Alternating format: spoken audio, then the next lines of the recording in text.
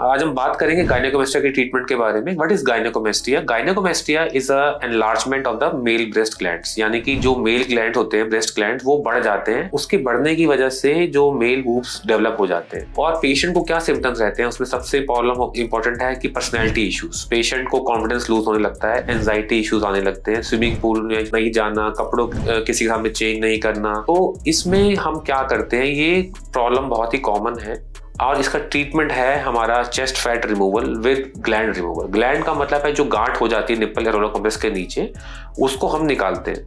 सो ये सर्जरी जो है हम डे केयर में प्रोसीजर में परफॉर्म करते हैं। डे केयर का मतलब है कि पेशेंट को मॉर्निंग में एडमिट किया जाता है एंड इवनिंग में हम उसको डिस्चार्ज कर देते हैं। इस सर्जरी में 1 घंटे का समय लगता है एंड सर्जरी लोकल एनेस्थीसिया में भी होती है depending upon the grade and general anaesthesia में भी होती है। अब इसके 4 ग्रेड होते हैं, 1, 2, 3, 4। अब कौन सा ग्रेड है वो डिपेंड करता है कि क्लिनिकली कंडीशन कैसी है, क्या उसकी शेपिंग है चेस्ट की एंड वो कितने समय से है। अब ये नॉर्मली एज ग्रुप जो होता है 16 से 28 साल की उम्र में सबसे कॉमन होता है। इस एज ग्रुप में क्या होता है कि इसके 3 कारण जो होते हैं, अब होता क्यों है। पहला कारण होता है कि जिम वगैरह में जिम ट्रेनर्स उनको गाइड करते हैं कि steroid intake for body building. दूसरा होता है हार्मोनल इम्बैलेंसेस, यानी कि 14 से 18 साल की उम्र में हार्मोन इम्बैलेंस सबसे कॉमनेस्ट रहता है बॉडी में, क्योंकि ग्रोइंग एज होती है। तो ग्रोइंग एज में क्या होता है कि हमारे शरीर में कुछ हार्मोन्स निकलते हैं, ग्रोथ हार्मोन्स कहते हैं, उसकी वजह से इम्बैलेंस रहता है। एंड तीसरा, कोई ड्रग्स या कोई दवाइयां ऐसी चल रही हो कि जो पेशेंट ले रहा हो काफी लंबे एंड उससे कोई बॉडी में इंटरेक्शन हो जाए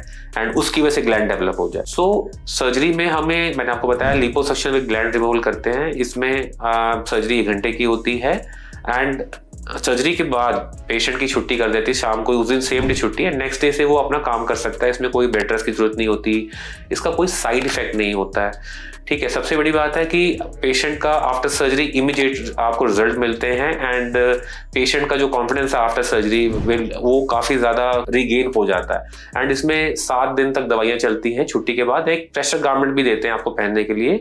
it's like a compression jacket जो आपको शर्ट के नीचे 6 to 8 वीक्स पहनना होता है। अब इसका क्या रोल होता है? कंप्रेशन जैकेट होता है जो आपकी सर्जरी के बाद आपको शेपिंग देता है चेस्ट की। अगर किसी का ग्रेड ज्यादा हो 3, 4 में, तो उसमें काफी मस्ट है।